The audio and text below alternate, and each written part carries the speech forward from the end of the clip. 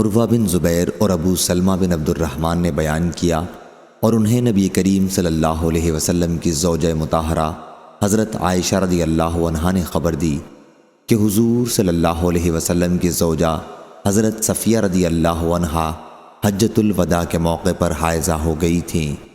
حضور صلی اللہ علیہ وسلم نے دریافت فرمایا، کیا ابھی ہمیں ان کی وجہ سے رکنا پڑے گا؟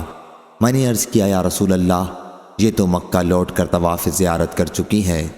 حضور صلی اللہ علیہ وسلم نے فرمایا کہ پھر اسے چلنا چاہیے، طواف وداع کی ضرورت نہیں۔ صحیح بخاری حدیث نمبر 4401۔ عبداللہ بن عمر رضی اللہ عنہ نے بیان کیا کہ ہم حجۃ الوداع کہا کرتے تھے جبکہ حضور اکرم صلی اللہ علیہ وسلم موجود تھے، اور ہم نہیں سمجھتے تھے کہ حجۃ الوداع کا مفہوم کیا ہے۔ پھر حضرت صلی اللہ علیہ وسلم نے اللہ کی حمد اور اس کی ثنا بیان کی، پھر مسیح دجال کا ذکر تفصیل کے ساتھ کیا۔ آپ نے فرمایا کہ جتنے بھی انبیاء اللہ نے بھیجے ہیں سب نے دجال سے اپنی امت کو ڈرایا ہے۔ حضرت نوح علیہ السلام نے اپنی امت کو اس سے ڈرایا، اور دوسرے بعد میں آنے والے انبیاء نے بھی، اور وہ تم ہی میں سے نکلے گا۔ پس یاد رکھنا کہ تم کو اس کے جھوٹے ہونے کی اور کوئی دلیل نہ معلوم ہو تو یہی دلیل کافی ہے کہ وہ مردود کانا ہوگا، اور تمہارا رب کانا نہیں ہے۔ اس کی آنکھ ایسی معلوم ہوگی جیسے انگور کا دانہ۔ صحیح بخاری حدیث نمبر 4402۔ خوب سن لو کہ اللہ تعالیٰ نے تم پر تمہارے آپس کے خون اور اموال اسی طرح حرام کیے ہیں جیسے اس دن کی حرمت اس شہر اور اس مہینے میں ہے۔ ہاں بولو کہ کیا میں نے پہنچا دیا؟ صحابہ رضی اللہ عنہم بولے کہ آپ نے پہنچا دیا۔ فرمایا، اے اللہ تو گواہ رہی ہو۔ 3 مرتبہ آپ نے یہ جملہ دہرایا۔ افسوس، آپ نے ویلکم فرمایا، ویحکم، راوی کو شک ہے۔ دیکھو میرے بعد کافر نہ بن جانا کہ ایک دوسرے مسلمان کی گردن مارنے لگ جاؤ۔ صحیح بخاری حدیث نمبر 4403۔ زید بن ارقم رضی اللہ عنہ نے بیان کیا کہ نبی کریم صلی اللہ علیہ وسلم نے 19 غزوے کیے اور ہجرت کے بعد صرف ایک حج کیا۔ اس حج کے بعد پھر آپ صلی اللہ علیہ وسلم نے کوئی حج نہیں کیا۔ یہ حج حجۃ الوداع تھا۔ ابو اسحاق نے بیان کیا کہ دوسرا حج آپ نے ہجرت سے پہلے مکے میں کیا تھا۔ صحیح بخاری حدیث نمبر 4404۔ ابو ذرا حرم بن عمرو بن جریر نے بیان کیا اور ان سے جریر بن عبداللہ بجلی رضی اللہ عنہ نے بیان کیا کہ نبی کریم صلی اللہ علیہ وسلم نے حجۃ الوداع کے موقع پر جریر رضی اللہ عنہ سے فرمایا تھا، لوگوں کو خاموش کر دو۔ پھر فرمایا، میرے بعد کافر نہ بن جانا کہ ایک دوسرے کی گردن مارنے لگو۔ صحیح بخاری حدیث نمبر 4405۔ ایوب سختیانی نے بیان کیا، ان سے محمد بن سیرین نے، ان سے عبد الرحمن بن ابی بکرہ رضی اللہ عنہ نے، اور ان سے ابو بکرہ رضی اللہ عنہ نے کہ نبی کریم صلی اللہ علیہ وسلم نے فرمایا، زمانہ اپنی اصل حالت پر گھوم کر آ گیا ہے، اس دن کی طرح جب اللہ نے زمین و آسمان کو پیدا کیا تھا۔ دیکھو سال کے 12 مہینے ہوتے ہیں، 4 ان میں سے حرمت والے مہینے ہیں، 3 لگاتار ہیں، ذی قعدہ، ذی الحج اور محرم، اور چوتھا رجب مضر جو جمادی الاول اور شعبان کے بیچ میں پڑتا ہے۔ پھر آپ نے دریافت فرمایا، یہ کون سا مہینہ ہے؟ ہم نے کہا کہ اللہ اور اس کے رسول صلی اللہ علیہ وسلم کو بہتر علم ہے۔ اس پر آپ صلی اللہ علیہ وسلم خاموش ہو گئے۔ ہم نے سمجھا شاید آپ مشہور نام کے سوا اور کوئی نام رکھیں گے، لیکن آپ نے فرمایا، کیا ذی الحج نہیں ہے؟ ہم بولے کہ کیوں نہیں؟ پھر دریافت فرمایا، یہ شہر کون سا ہے؟ ہم بولے اللہ اور اس کے رسول صلی اللہ علیہ وسلم کو بہتر علم ہے۔ آپ صلی اللہ علیہ وسلم پھر خاموش ہو گئے۔ ہم نے سمجھا شاید اس کا کوئی اور نام آپ رکھیں گے جو مشہور نام کے علاوہ ہوگا، لیکن آپ صلی اللہ علیہ وسلم نے فرمایا، کیا یہ مکہ نہیں ہے؟ ہم بولے کہ کیوں نہیں، یہ مکہ ہی ہے۔ پھر آپ نے دریافت فرمایا، اور یہ دن کون سا ہے؟ ہم بولے کہ اللہ اور اس کے رسول صلی اللہ علیہ وسلم کو زیادہ بہتر علم ہے۔ پھر آپ خاموش ہو گئے اور ہم نے سمجھا شاید اس کا آپ اس کے مشہور نام کے سوا کوئی اور نام رکھیں گے، لیکن آپ نے فرمایا کہ یہ یوم النحر، قربانی کا دن نہیں ہے۔ ہم بولے کہ کیوں نہیں؟ اس کے بعد آپ نے فرمایا، پس تمہارا خون اور تمہارا مال محمد نے بیان کیا کہ میرا خیال ہے کہ ابو بکر رضی اللہ عنہ نے یہ بھی کہا، اور تمہاری عزت تم پر اسی طرح حرام ہے جس طرح یہ دن تمہارے اس شہر اور تمہارے اس مہینے میں، اور تم بہت جلد اپنے رب سے ملو گے، اور وہ تم سے تمہارے اعمال کے بارے میں سوال کرے گا۔ ہاں، پس میرے بعد تم گمراہ نہ ہو جانا کہ ایک دوسرے کی گردن مارنے لگو۔ ہاں، اور جو یہاں موجود ہیں وہ ان لوگوں کو پہنچا دیں جو موجود نہیں ہیں، ہو سکتا ہے کہ جسے وہ پہنچائیں ان میں سے کوئی ایسا بھی ہو جو یہاں بعض سننے والوں سے زیادہ اس حدیث کو یاد رکھ سکتا ہو۔ محمد بن سیرین جب اس حدیث کا ذکر کرتے تو فرماتے کہ محمد صلی اللہ علیہ وسلم نے سچ فرمایا۔ پھر آپ صلی اللہ علیہ وسلم نے فرمایا، تو کیا میں نے پہنچا دیا؟ آپ صلی اللہ علیہ وسلم نے 2 مرتبہ یہ جملہ فرمایا۔ صحیح بخاری حدیث نمبر 4406۔ سفیان ثوری نے بیان کیا، ان سے قیس بن مسلم نے، ان سے طارق بن شہاب نے، کہ چند یہودیوں نے کہا کہ اگر یہ آیت ہمارے یہاں نازل ہوئی ہوتی تو ہم اس دن عید منایا کرتے۔ حضرت عمر رضی اللہ عنہ نے فرمایا، کون سی آیت؟ انہوں نے کہا، الیوم اکملت لکم دینکم واتممت علیکم نعمتی، آج میں نے تم پر اپنے دین کو کامل کیا اور اپنی نعمت تم پر پوری کر دی۔ اس پر عمر رضی اللہ عنہ نے فرمایا کہ مجھے خوب معلوم ہے کہ یہ آیت کہاں نازل ہوئی تھی۔ جب یہ آیت نازل ہوئی تو رسول اللہ صلی اللہ علیہ وسلم میدان عرفات میں کھڑے ہوئے تھے، یعنی حجۃ الوداع میں۔ صحیح بخاری حدیث نمبر 4407۔ عروہ بن زبیر نے بیان کیا اور ان سے ام المومنین حضرت عائشہ صدیقہ رضی اللہ عنہا نے بیان کیا کہ ہم جب رسول اللہ صلی اللہ علیہ وسلم کے ساتھ حج کے لیے نکلے تو کچھ لوگ ہم میں سے عمرے کا احرام باندھے ہوئے تھے، کچھ حج کا اور کچھ عمرہ اور حج دونوں کا۔ حضرت صلی اللہ علیہ وسلم نے بھی حج کا احرام باندھا تھا۔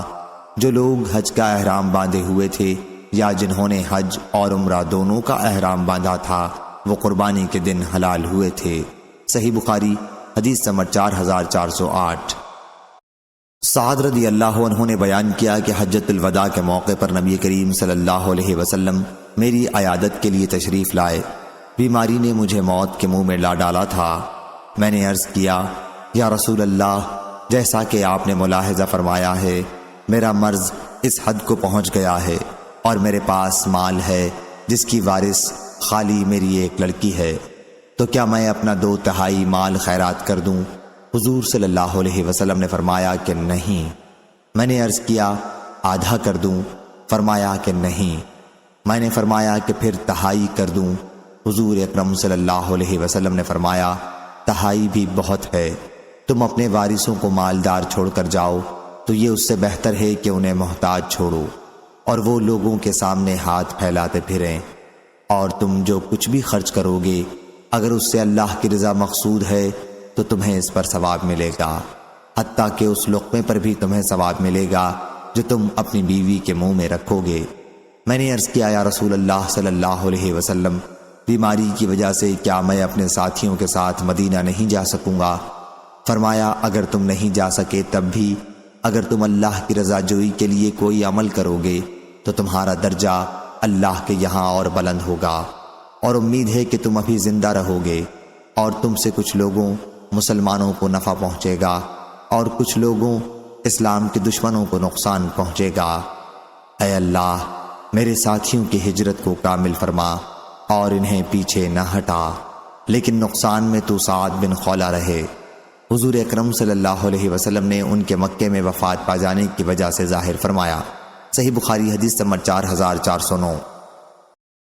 موسیٰ بن عقبہ نے بیان کیا، ان سے نافع نے اور انہیں حضرت عبداللہ بن عمر رضی اللہ عنہ نے خبر دی کہ رسول اللہ صلی اللہ علیہ وسلم نے حجۃ الوداع میں اپنا سر منڈوایا تھا۔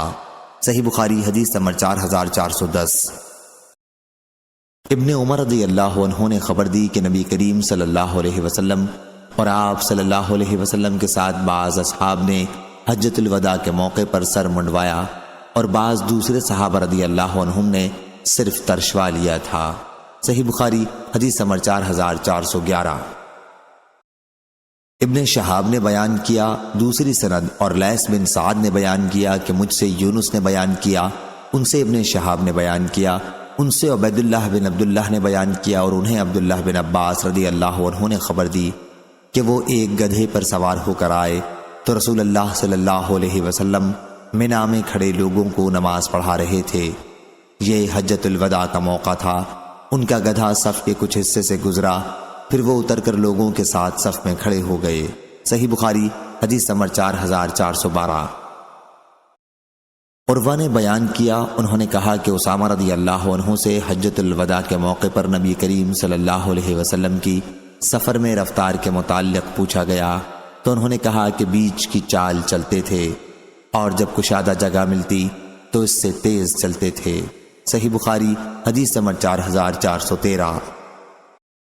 ابو ایوب رضی اللہ عنہ نے خبر دی کہ انہوں نے نبی کریم صلی اللہ علیہ وسلم کے ساتھ حجۃ الوداع کے موقع پر مغرب اور عشاء ملا کر ایک ساتھ پڑھی تھیں۔ صحیح بخاری حدیث نمبر 4414۔ ابو موسیٰ اشعری رضی اللہ عنہ نے بیان کیا کہ مجھے میرے ساتھیوں نے رسول اللہ صلی اللہ علیہ وسلم کی خدمت میں بھیجا کہ میں آپ صلی اللہ علیہ وسلم سے ان کے لیے سواری کے جانوروں کی درخواست کروں۔ وہ لوگ آپ کے ساتھ جیش عسرت یعنی غزوہ تبوک میں شریک ہونا چاہتے تھے۔ میں نے عرض کیا یا رسول اللہ صلی اللہ علیہ وسلم، میرے ساتھیوں نے مجھے آپ کی خدمت میں بھیجا ہے تاکہ آپ ان کے لیے سواری کے جانوروں کا انتظام کرا دیں۔ آپ نے فرمایا، خدا کی قسم میں تم کو سواری کے جانور نہیں دے سکتا۔ میں جب آپ کی خدمت میں حاضر ہوا تھا تو آپ غصے میں تھے اور میں اسے معلوم نہ کر سکا تھا۔ آپ صلی اللہ علیہ وسلم کے انکار سے میں بہت غمگین واپس ہوا۔ یہ خوف بھی تھا کہ کہیں آپ سواری مانگنے کی وجہ سے خفا نہ ہو گئے ہوں۔ میں اپنے ساتھیوں کے پاس آیا اور انہیں حضور اکرم صلی اللہ علیہ وسلم کے ارشاد کی خبر دی، لیکن ابھی کچھ زیادہ وقت نہیں گزرا تھا کہ میں نے بلال رضی اللہ عنہ کی آواز سنی۔ وہ پکار رہے تھے، آئے عبداللہ بن قیس۔ میں نے جواب دیا تو انہوں نے کہا کہ رسول اللہ صلی اللہ علیہ وسلم تمہیں بلا رہے ہیں۔ میں آپ کی خدمت میں حاضر ہوا تو آپ نے فرمایا کہ یہ 2 جوڑے اور یہ 2 جوڑے اونٹ کے لے جاؤ۔ آپ نے 6 اونٹ عنایت فرمائے۔ ان اونٹوں کو آپ نے اسی وقت سعد رضی اللہ عنہ سے خریدا تھا اور فرمایا کہ انہیں اپنے ساتھیوں کو دے دو اور انہیں بتاؤ کہ اللہ تعالیٰ نے یا آپ نے فرمایا کہ رسول اللہ صلی اللہ علیہ وسلم نے تمہاری سواری کے لیے انہیں دیا ہے، ان پر سوار ہو جاؤ۔ میں ان اونٹوں کو لے کر اپنے ساتھیوں کے پاس گیا اور ان سے میں نے کہا کہ حضور صلی اللہ علیہ وسلم نے تمہاری سواری کے لیے یہ عنایت فرمائے ہیں، لیکن خدا کی قسم کہ اب تمہیں ان صحابہ رضی اللہ عنہم کے پاس چلنا پڑے گا جنہوں نے حضور اکرم صلی اللہ علیہ وسلم کا انکار فرمانا سنا تھا۔ کہیں تم یہ خیال نہ کر بیٹھو کہ میں نے تم سے حضور صلی اللہ علیہ وسلم کے ارشاد کے متعلق غلط بات کہہ دی تھی۔ انہوں نے کہا کہ تمہاری سچائی میں ہمیں کوئی شبہ نہیں ہے، لیکن اگر آپ کا اصرار ہے تو ہم ایسا بھی کر لیں گے۔ ابو موسیٰ رضی اللہ عنہ نے ان میں سے چند لوگوں کو لے کر ان صحابہ رضی اللہ عنہم کے پاس آئے جنہوں نے حضور صلی اللہ علیہ وسلم کا وہ ارشاد سنا تھا کہ حضرت صلی اللہ علیہ وسلم پہلے تو دینے سے انکار کیا تھا لیکن پھر عنایت فرمایا۔ ان صحابہ رضی اللہ عنہم نے بھی اسی طرح حدیث بیان کی جس طرح ابو موسیٰ رضی اللہ عنہ نے ان سے بیان کی تھی۔ صحیح بخاری حدیث نمبر 4415۔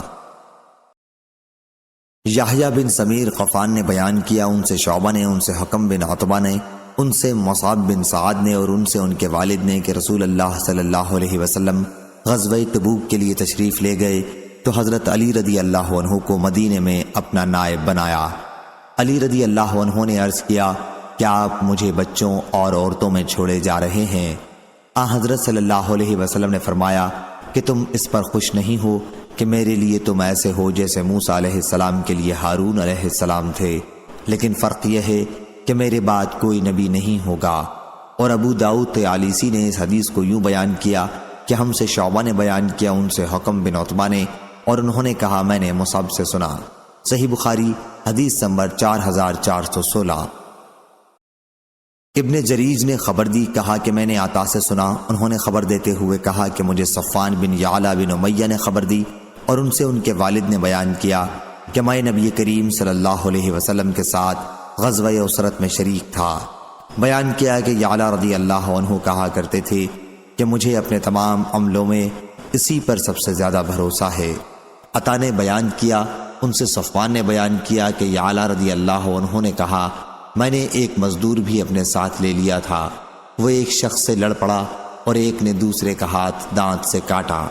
عطا نے بیان کیا کہ مجھے صفوان نے خبر دی کہ ان دونوں میں سے کس نے اپنا مقابل کا ہاتھ کاٹا تھا، یہ مجھے یاد نہیں ہے۔ بہرحال جس کا ہاتھ کاٹا گیا تھا اس نے اپنا ہاتھ کاٹنے والے کے منہ سے جو کھینچا تو کاٹنے والے کے آگے کا ایک دانت بھی ساتھ چلا آیا۔ وہ دونوں حضور اکرم صلی اللہ علیہ وسلم کی خدمت میں حاضر ہوئے تو حضور صلی اللہ علیہ وسلم نے دانت کے ٹوٹنے پر کوئی قصاص نہیں دلوایا۔ عطا نے بیان کیا میرا خیال ہے کہ انہوں نے یہ بھی بیان کیا کہ حضور اکرم صلی اللہ علیہ وسلم نے فرمایا پھر کیا وہ تیرے منہ میں اپنا ہاتھ رہنے دیتا تاکہ تو اسے اونٹ کی طرح چبا جاتا۔ صحیح بخاری حدیث نمبر 4417۔ ابن عمر رضی اللہ عنہ نے بیان کیا کہ جب نبی کریم صلی اللہ علیہ وسلم مقام حجر سے گزرے تو آپ نے فرمایا ان لوگوں کی بستیوں سے جنہوں نے اپنی جانوں پر ظلم کیا تھا جب گزرنا ہو تو روتے ہوئے ہی گزرو، ایسا نہ ہو کہ تم پر بھی وہی عذاب آ جائے جو ان پر آیا تھا۔ پھر آپ نے سر مبارک پر چادر ڈال لی اور بڑی تیزی کے ساتھ چلنے لگے یہاں تک کہ اس وادی سے نکل آئے۔ صحیح بخاری حدیث نمبر 4419۔ ابن عمر رضی اللہ عنہ نے بیان کیا رسول اللہ صلی اللہ علیہ وسلم نے اصحاب حجر کے متعلق فرمایا اس معذب قوم کی بستی سے جب تمہیں گزرنا ہی ہے تو تم روتے ہوئے گزرو، کہیں تم پر بھی وہ عذاب نہ آ جائے جو ان پر آیا تھا۔ صحیح بخاری حدیث نمبر 4420۔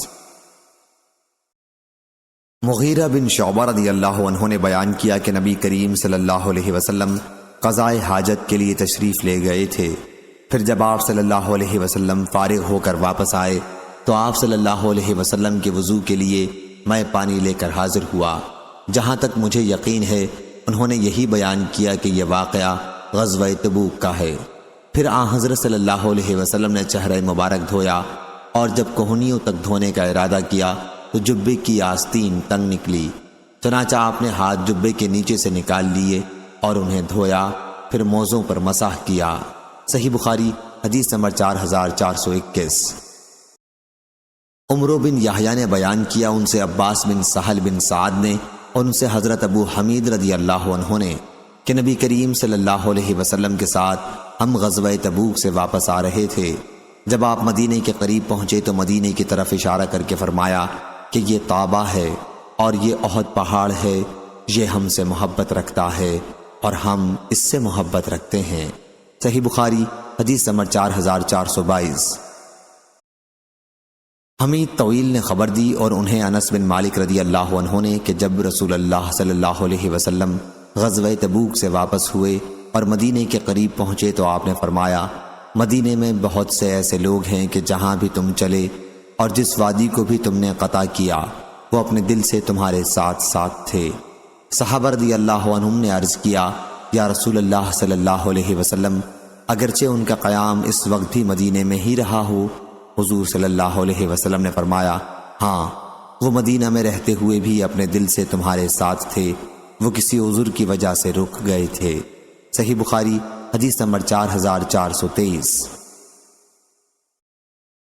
ابن شہاب نے بیان کیا انہیں عبید اللہ بن عبداللہ نے خبر دی، انہیں عبداللہ بن عباس رضی اللہ عنہ نے خبر دی کہ رسول اللہ صلی اللہ علیہ وسلم نے شاہ فارس کسرا کے پاس اپنا خط عبداللہ بن حذافہ سہمی رضی اللہ عنہ کو دے کر بھیجا اور انہیں حکم دیا کہ یہ خط بحرین کے گورنر کو دے دیں جو کسرا کا عامل تھا۔ کسرا نے جب آپ کا خط مبارک پڑھا تو اس کے ٹکڑے ٹکڑے کر دیے۔ میرا خیال ہے کہ ابن مسیب نے بیان کیا کہ پھر حضور اکرم صلی اللہ علیہ وسلم نے ان کے لیے بد دعا کی کہ وہ بھی ٹکڑے ٹکڑے ہو جائیں۔ صحیح بخاری حدیث نمبر 4424۔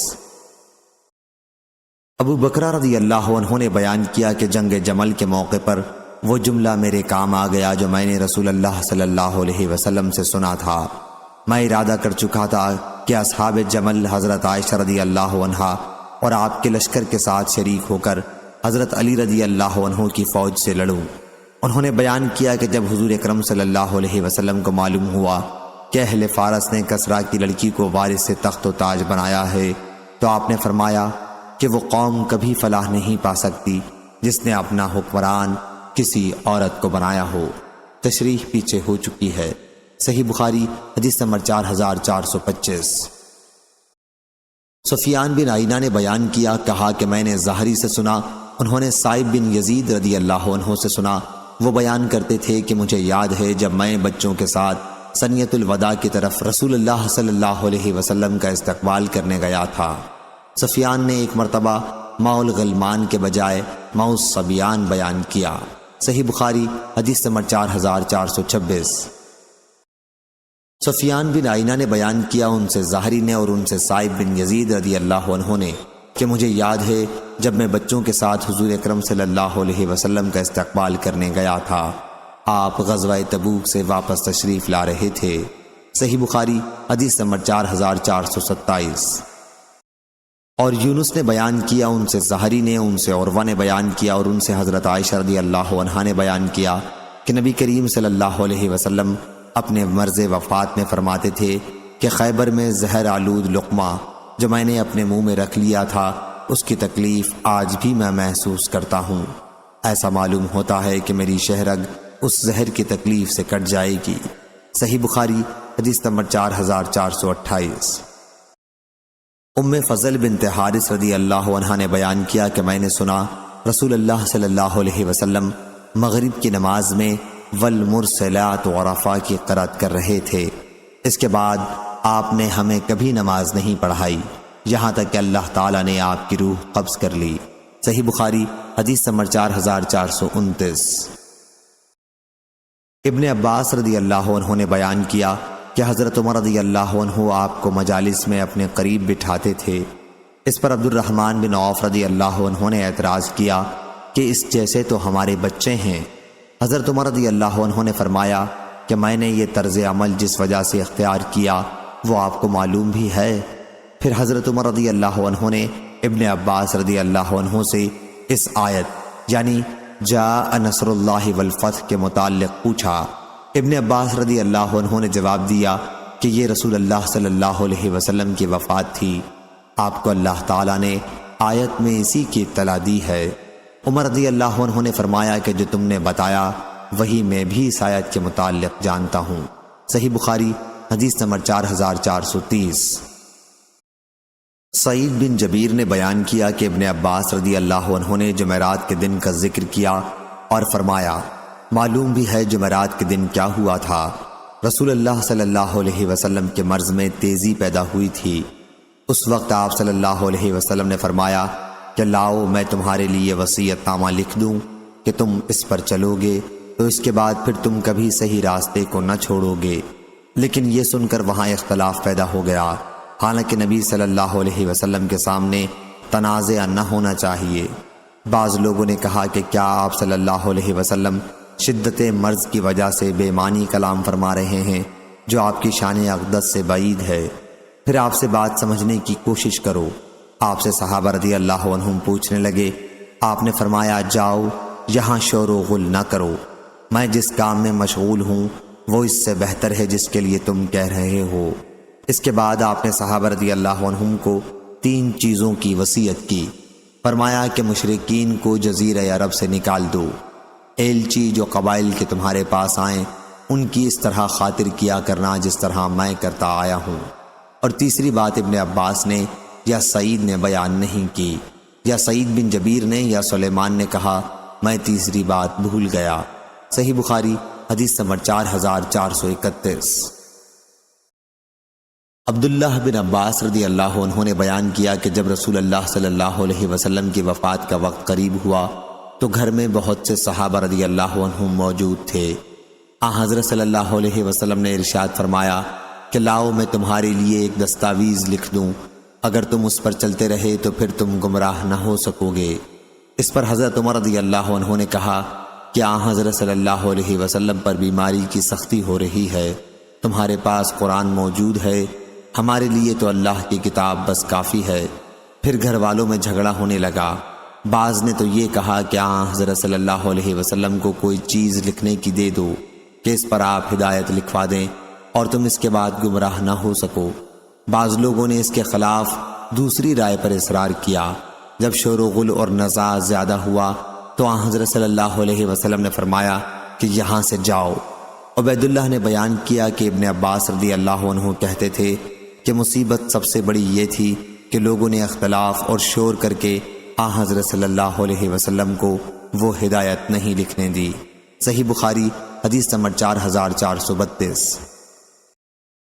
ابراہیم بن سعد نے بیان کیا ان سے ان کے والد نے، ان سے عروہ نے اور ان سے ام المومنین حضرت عائشہ رضی اللہ عنہا نے بیان کیا کہ مرض الموت میں رسول اللہ صلی اللہ علیہ وسلم نے فاطمہ رضی اللہ عنہا کو بلایا اور آہستہ سے کوئی بات ان سے کہی جس پر وہ رونے لگیں، پھر دوبارہ آہستہ سے کوئی بات کہی جس پر وہ ہنسنے لگیں۔ پھر ہم نے ان سے اس کے متعلق پوچھا تو انہوں نے بتایا کہ آن حضرت صلی اللہ علیہ وسلم نے مجھ سے فرمایا تھا کہ آپ کی وفات اسی مرض میں ہو جائے گی۔ میں یہ سن کر رونے لگی۔ دوسری مرتبہ آپ صلی اللہ علیہ وسلم نے مجھ سے جب سرگوشی کی تو یہ فرمایا کہ آپ کے گھر کے آدمیوں میں سب سے پہلے میں آپ سے جا ملوں گی، تو میں ہنسی تھی۔ صحیح بخاری حدیث نمبر 4433 4434۔ شعبہ نے بیان کیا ان سے سعد نے، ان سے عروہ نے اور ان سے حضرت عائشہ رضی اللہ عنہا نے بیان کیا کہ میں سنتی آئی تھی کہ ہر نبی کو وفات سے پہلے دنیا اور آخرت کے رہنے میں اختیار دیا جاتا ہے۔ پھر میں نے رسول اللہ صلی اللہ علیہ وسلم سے بھی سنا، آپ اپنے مرض الموت میں فرما رہے تھے، آپ کی آواز بھاری ہو چکی تھی، آپ آیت مع الذین انعم اللہ علیہم کی تلاوت فرما رہے تھے، یعنی ان لوگوں کے ساتھ جن پر اللہ نے انعام کیا ہے۔ مجھے یقین ہو گیا کہ آپ کو بھی اختیار دے دیا گیا ہے۔ صحیح بخاری حدیث نمبر 4435۔ مسلم بن ابراہیم نے بیان کیا، کہا ہم سے شعبہ نے، ان سے سعد بن ابراہیم نے، ان سے عروہ بن زبیر نے اور ان سے عائشہ رضی اللہ عنہا نے بیان کیا کہ رسول اللہ صلی اللہ علیہ وسلم اپنے مرض الموت میں بار بار فرماتے تھے، اللہم رفیق الاعلیٰ، اے اللہ مجھے میرے رفقا انبیاء اور صدیقین میں پہنچا دے جو اعلیٰ علیین میں رہتے ہیں۔ صحیح بخاری حدیث نمبر 4436۔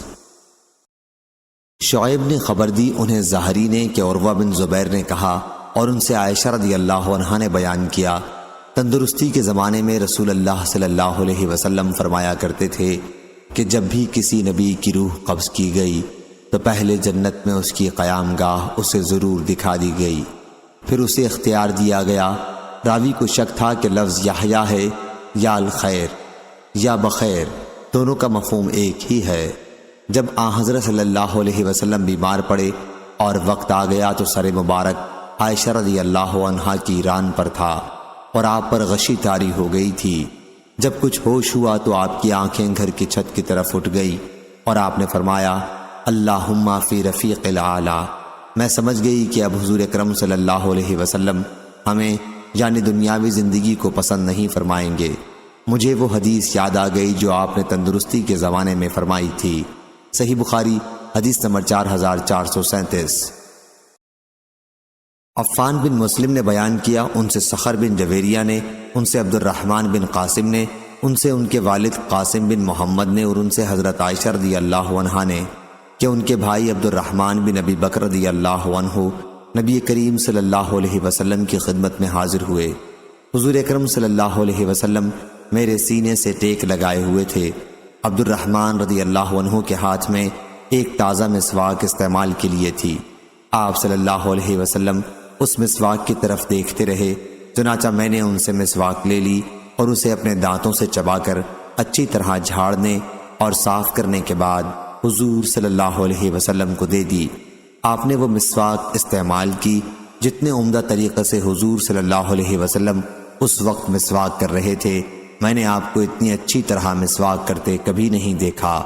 مسواک سے فارغ ہونے کے بعد آپ نے اپنا ہاتھ یا اپنی انگلی اٹھائی اور فرمایا فی رفیق الاعلیٰ 3 مرتبہ اور آپ کا انتقال ہو گیا۔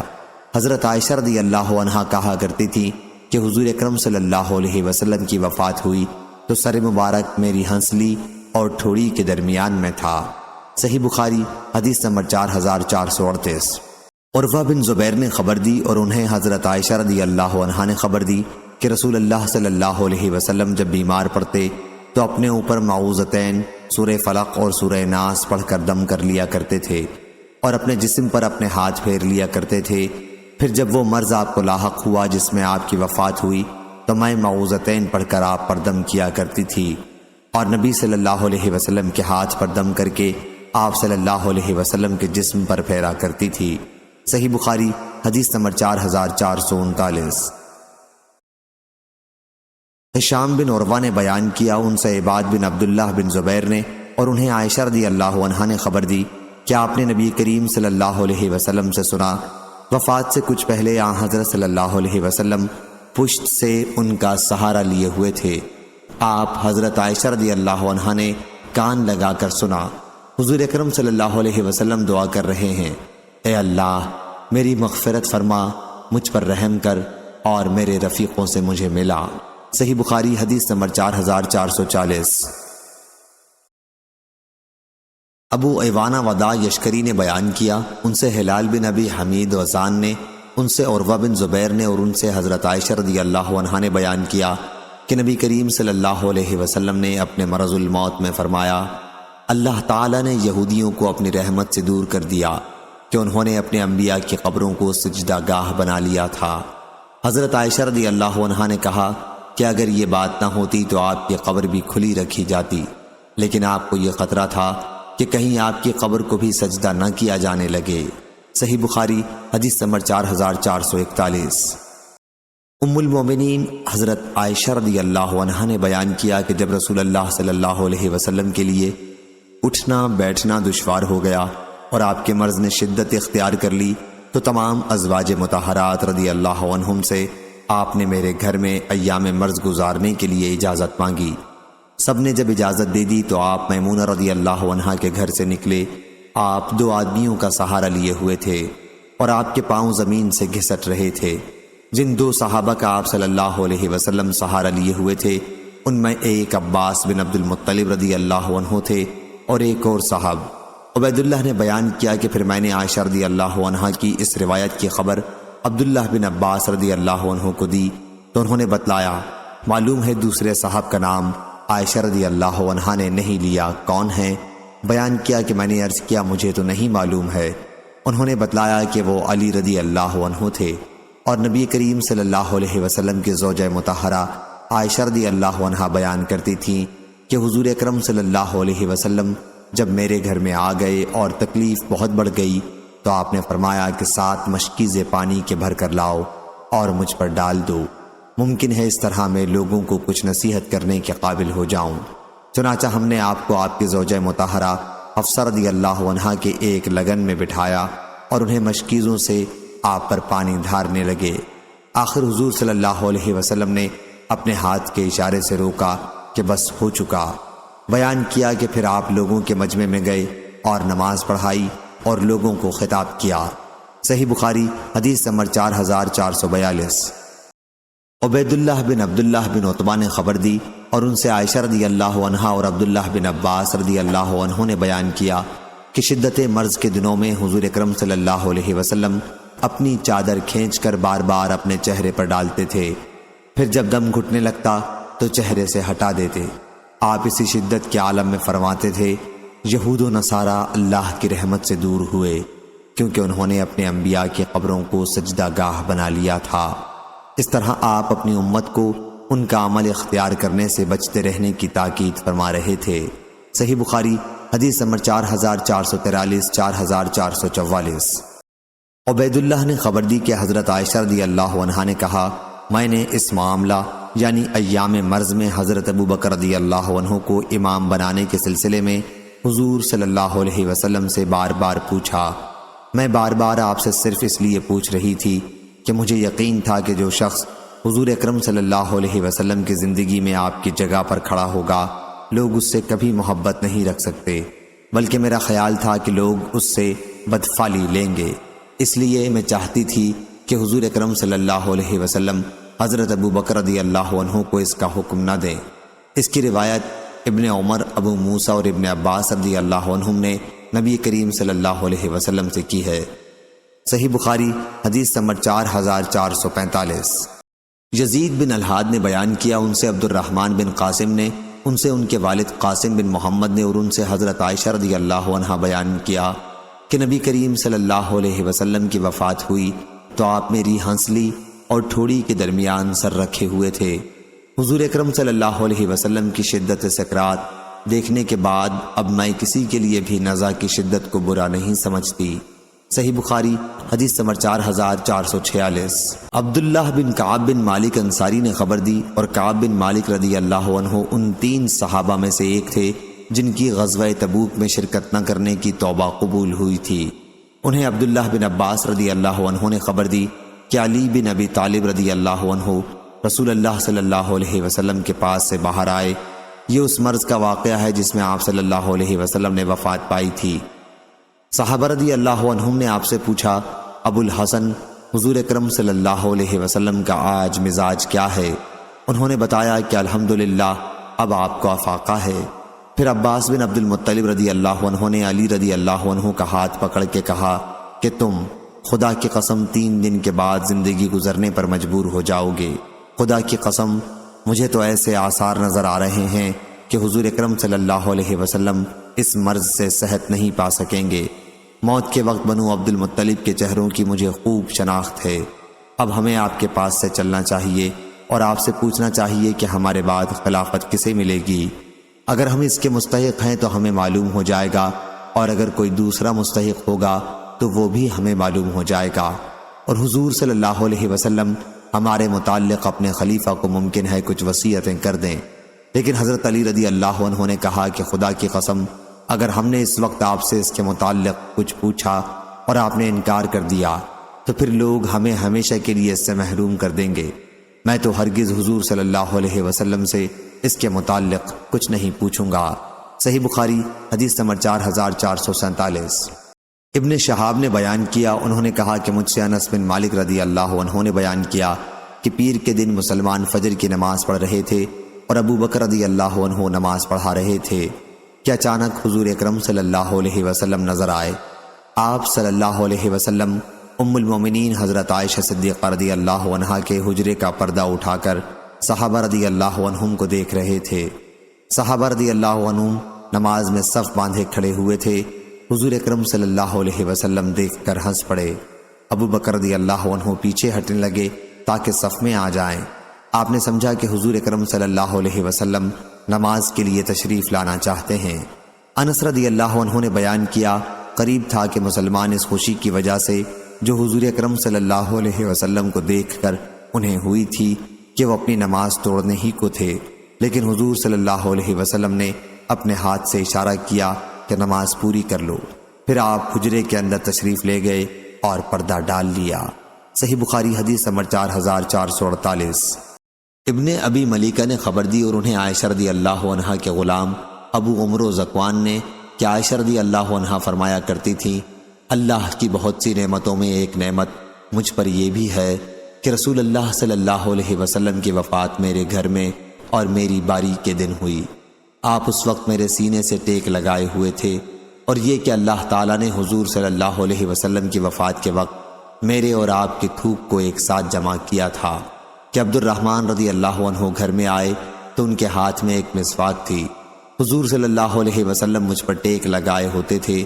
میں نے دیکھا کہ آپ صلی اللہ علیہ وسلم اس مسواک کو دیکھ رہے ہیں۔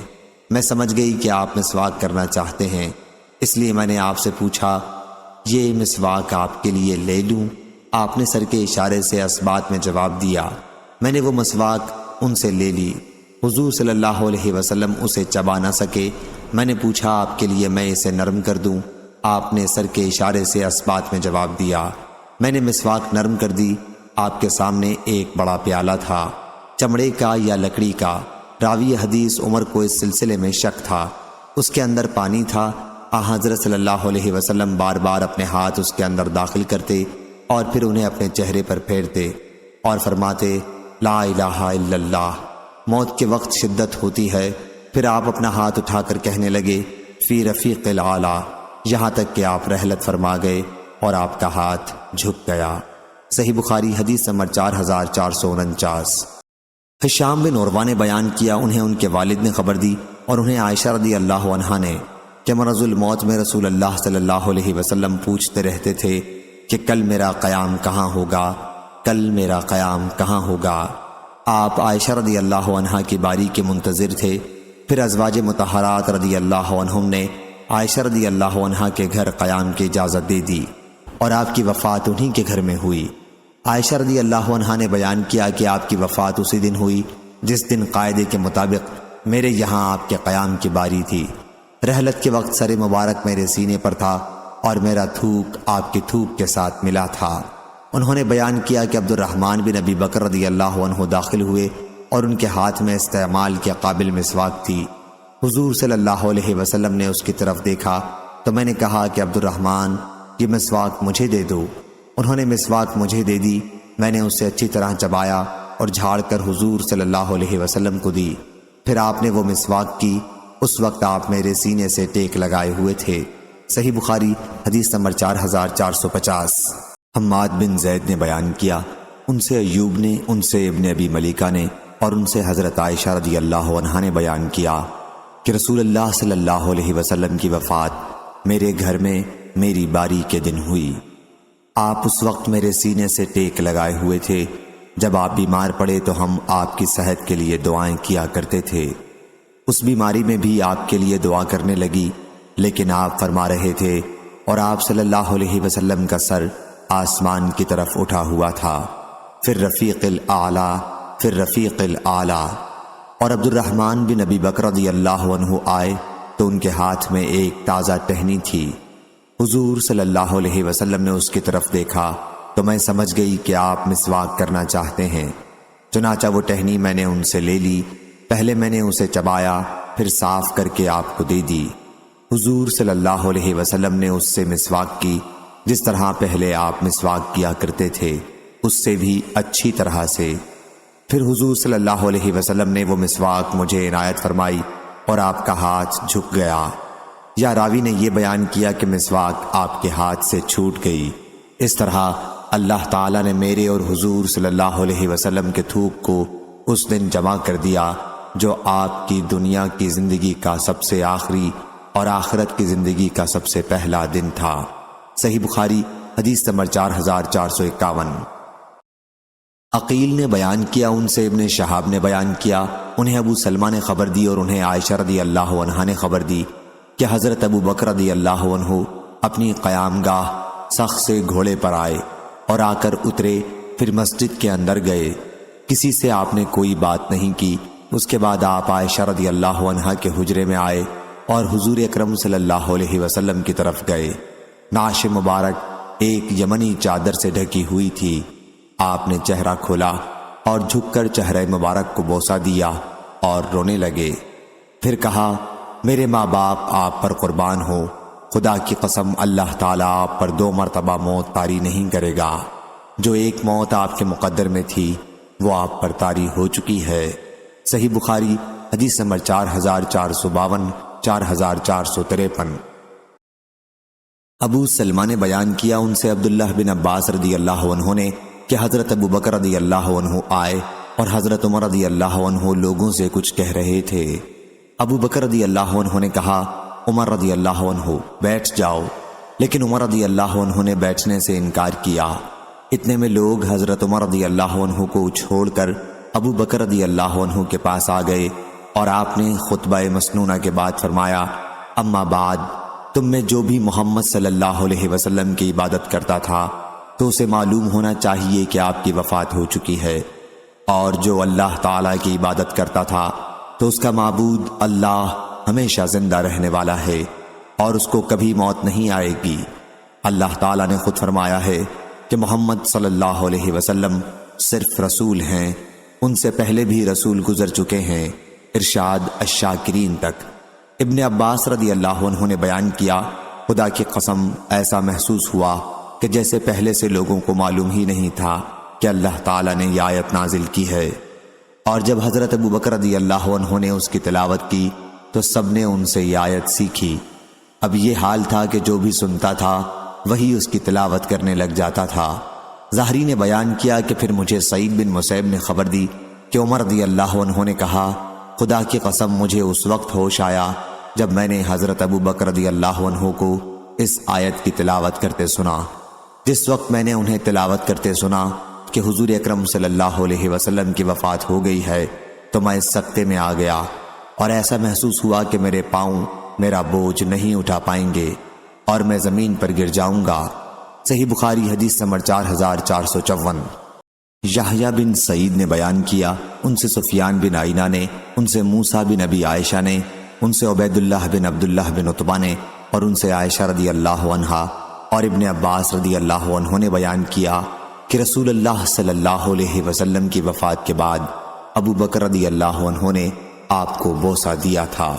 صحیح بخاری حدیث نمبر 4455، 4456، 4457۔ یحییٰ بن سعید نے بیان کیا عبداللہ بن ابی شیبہ کی حدیث کی طرح، لیکن انہوں نے اپنی اس روایت میں یہ اضافہ کیا کہ عائشہ رضی اللہ عنہا نے کہا حضرت صلی اللہ علیہ وسلم کے مرض میں ہم آپ کے منہ میں دوا دینے لگے تو آپ نے اشارے سے دوا دینے سے منع کیا۔ ہم نے سمجھا کہ مریض کو دوا پینے سے بعض اوقات ناگواری ہوتی ہے، یہ بھی اسی کا نتیجہ ہے، اس لیے ہم نے اصرار کیا تو آپ نے فرمایا کہ گھر میں جتنے آدمی ہیں سب کے منہ میں میرے سامنے دوا ڈالی جائے، صرف عباس رضی اللہ عنہ اس سے الگ ہیں کہ وہ تمہارے ساتھ اس کام میں شریک نہیں تھے۔ اس کی روایت ابن زراد نے بھی کی، ان سے حشام نے، ان سے ان کے والد نے، اور ان سے حضرت عائشہ رضی اللہ عنہا نے نبی کریم صلی اللہ علیہ وسلم کے حوالے سے۔ صحیح بخاری حدیث نمبر 4458۔ اسود بن یزید نے بیان کیا کہ حضرت عائشہ رضی اللہ عنہا کے سامنے اس کا ذکر آیا کہ نبی کریم صلی اللہ علیہ وسلم نے حضرت علی رضی اللہ عنہ کو کوئی خاص وصیت کی تھی تو انہوں نے بتلایا یہ کون کہتا ہے؟ میں خود نبی کریم صلی اللہ علیہ وسلم کی خدمت میں حاضر تھی، آپ میرے سینے سے ٹیک لگائے ہوئے تھے، آپ نے تشت منگوایا، پھر آپ ایک طرف جھک گئے اور آپ کی وفات ہو گئی۔ اس وقت مجھے کچھ معلوم نہیں، پھر حضرت علی رضی اللہ عنہ کو آپ نے کب وصی بنا دیا۔ صحیح بخاری حدیث نمبر 4459۔ طلحہ بن مصرف نے بیان کیا کہ میں نے عبداللہ بن ابی اوفا رضی اللہ عنہ سے پوچھا کیا رسول اللہ صلی اللہ علیہ وسلم نے کسی کو وصی بنایا تھا؟ انہوں نے کہا کہ نہیں۔ میں نے پوچھا کہ لوگوں پر وصیت کرنا کیسے فرض ہے یا وصیت کرنے کا کیسے حکم ہے؟ انہوں نے بتایا کہ آپ نے کتاب اللہ کے مطابق عمل کرتے رہنے کی وصیت کی تھی۔ صحیح بخاری حدیث نمبر 4460۔ عمرو بن حارث رضی اللہ عنہ نے بیان کیا کہ رسول اللہ صلی اللہ علیہ وسلم نے نہ درہم چھوڑے تھے نہ دینار، نہ کوئی غلام نہ باندی، سوا اپنے سفید خچر کے جس پر آپ سوار ہوا کرتے تھے، اور آپ کا ہتھیار اور کچھ وہ زمین جو آپ صلی اللہ علیہ وسلم نے اپنی زندگی میں مجاہدوں اور مسافروں کے لیے وقف کر رکھی تھی۔ صحیح بخاری حدیث نمبر 4461۔ حماد بن زید نے بیان کیا، ان سے ثابت بنانی نے اور ان سے انس بن مالک رضی اللہ عنہ نے کہ شدت مرض کے زمانے میں نبی کریم صلی اللہ علیہ وسلم کی بے چینی بہت بڑھ گئی تھی۔ حضرت فاطمہ زہرا رضی اللہ عنہا نے کہا ابا جان کو کتنی بے چینی ہے۔ حضور صلی اللہ علیہ وسلم نے اس پر فرمایا آج کے بعد تمہارے ابا جان کی یہ بے چینی نہیں رہے گی۔ پھر جب حضرت صلی اللہ علیہ وسلم کی وفات ہو گئی تو فاطمہ رضی اللہ عنہا کہتی تھیں ہائے ابا جان آپ اپنے رب کے بلاوے پر چلے گئے، ہائے ابا جان آپ جنت الفردوس میں اپنے مقام پر چلے گئے، ہم جبریل علیہ السلام کو آپ کی وفات کی خبر سناتے ہیں۔ پھر جب حضرت صلی اللہ علیہ وسلم دفن کر دیے گئے تو آپ رضی اللہ عنہ نے انس رضی اللہ عنہ سے کہا انس تمہارے دل رسول اللہ صلی اللہ علیہ وسلم کے نعش پر مٹی ڈالنے کے لیے کس طرح آمادہ ہو گئے تھے۔ صحیح بخاری حدیث نمبر 4462۔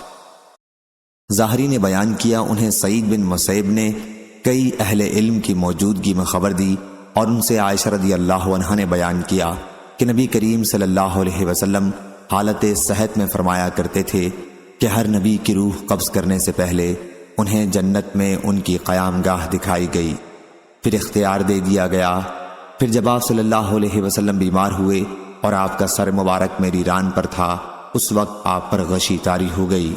جب ہوش میں آئے تو آپ نے اپنی نظر گھر کی چھت کی طرف اٹھا لی اور فرمایا اللہم رفیق الاعلی، اے اللہ مجھے اپنی بارگاہ میں انبیاء اور صدیقین سے ملا دے۔ میں اسی وقت سمجھ گئی کہ اب آپ ہمیں پسند نہیں کر سکتے، اور مجھے وہ حدیث یاد آ گئی جو آپ حالت صحت میں ہم سے بیان کیا کرتے تھے۔ عائشہ رضی اللہ عنہا نے بیان کیا کہ آخری کلمہ جو زبان مبارک سے نکلا وہ یہی تھا کہ اللہم رفیق الاعلی۔ صحیح بخاری حدیث نمبر 4463۔ شیبان بن عبد الرحمن نے بیان کیا، ان سے یحییٰ بن ابی کثیر نے، ان سے ابو سلمہ بن عبد الرحمن نے، اور ان سے عائشہ اور ابن عباس رضی اللہ عنہم نے کہ نبی کریم صلی اللہ علیہ وسلم نے بعثت کے بعد مکے میں 10 سال تک قیام کیا، جس میں آپ صلی اللہ علیہ وسلم پر وحی نازل ہوتی رہی، اور مدینے میں بھی 10 سال تک آپ کا قیام رہا۔ صحیح بخاری حدیث نمبر 4464، 4465۔ لیث بن سعد نے بیان کیا، ان سے عقیل نے، ان سے ابن شہاب نے، ان سے عروہ بن زبیر نے، اور ان سے عائشہ رضی اللہ عنہا نے بیان کیا کہ جب رسول اللہ صلی اللہ علیہ وسلم کی وفات ہوئی تو آپ کی عمر 63 سال تھی۔ ابن شہاب نے کہا کہ مجھے سعید بن مسیب نے بھی اسی طرح خبر دی تھی۔ صحیح بخاری حدیث نمبر 4466۔ سفیان ثوری نے بیان کیا، ان سے عامش نے، ان سے ابراہیم نخعی نے، ان سے اسود بن یزید، اور ان سے حضرت عائشہ رضی اللہ عنہا نے بیان کیا کہ جب نبی کریم صلی اللہ علیہ وسلم کی وفات ہوئی تو آپ کی زرہ ایک یہودی کے یہاں 30 ساعت جو کے بدلے میں گروی رکھی ہوئی تھی۔ صحیح بخاری حدیث نمبر 4467۔ موسیٰ بن عقبہ نے بیان کیا، ان سے سالم نے، اور ان سے ان کے والد عبداللہ بن عمر رضی اللہ عنہ نے کہ نبی کریم صلی اللہ علیہ وسلم نے اسامہ بن زید رضی اللہ عنہ کو ایک لشکر کا امیر بنایا تو بعض صحابہ رضی اللہ عنہم نے ان کی امارت پر اعتراض کیا۔ اس پر آن حضرت صلی اللہ علیہ وسلم نے فرمایا کہ مجھے معلوم ہوا ہے کہ تم اسامہ رضی اللہ عنہ پر اعتراض کر رہے ہو، حالانکہ وہ مجھے سب سے زیادہ عزیز ہے۔ صحیح بخاری حدیث نمبر 4468۔ امام مالک نے بیان کیا، ان سے عبداللہ بن دینار اور ان سے عبداللہ بن عمر رضی اللہ عنہ نے کہ رسول اللہ صلی اللہ علیہ وسلم نے ایک لشکر روانہ فرمایا اور اس کا امیر اسامہ بن زید رضی اللہ عنہ کو بنایا۔ بعض لوگوں نے ان کی امارت پر اعتراض کیا۔ اس پر نبی کریم صلی اللہ علیہ وسلم نے صحابہ رضی اللہ عنہم کو خطاب کیا اور فرمایا، اگر آج تم اس کی امارت پر اعتراض کرتے ہو تو تم اس سے پہلے اس کے والد کی امارت پر اسی طرح اعتراض کر چکے ہو، اور خدا کی قسم اس کے والد زید رضی اللہ عنہ امارت کے بہت لائق تھے اور مجھے سب سے زیادہ عزیز تھے، اور یہ یعنی اسامہ رضی اللہ عنہ بھی ان کے بعد مجھے سب سے زیادہ عزیز ہے۔ صحیح بخاری حدیث نمبر 4469۔ عمرو بن حارث نے خبر دی، انہیں عمرو بن ابی حبیب نے، ان سے ابو الخیر نے عبد الرحمن بن عصیلہ صنابحی سے، جناب ابو الخیر نے ان سے پوچھا تھا کہ تم نے کب ہجرت کی تھی؟ انہوں نے بیان کیا کہ ہم ہجرت کے ارادے سے یمن سے چلے، ابھی ہم مقام جحفہ میں پہنچے تھے کہ ایک سوار سے ہماری ملاقات ہوئی۔ ہم نے ان سے مدینہ کی خبر پوچھی تو انہوں نے بتایا کہ نبی کریم صلی اللہ علیہ وسلم کی وفات کو 5 دن ہو چکے ہیں۔ میں نے پوچھا تم نے لیلۃ القدر کے بارے میں کوئی حدیث سنی ہے؟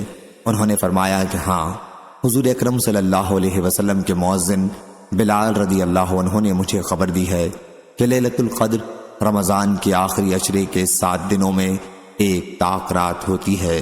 صحیح بخاری حدیث نمبر 4470۔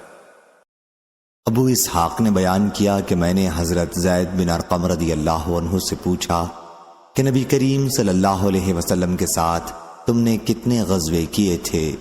انہوں نے بتایا کہ 17۔ میں نے پوچھا اور حضرت صلی اللہ علیہ وسلم نے کتنے غزوے کیے تھے؟ فرمایا کہ 19۔ صحیح بخاری حدیث نمبر 4471۔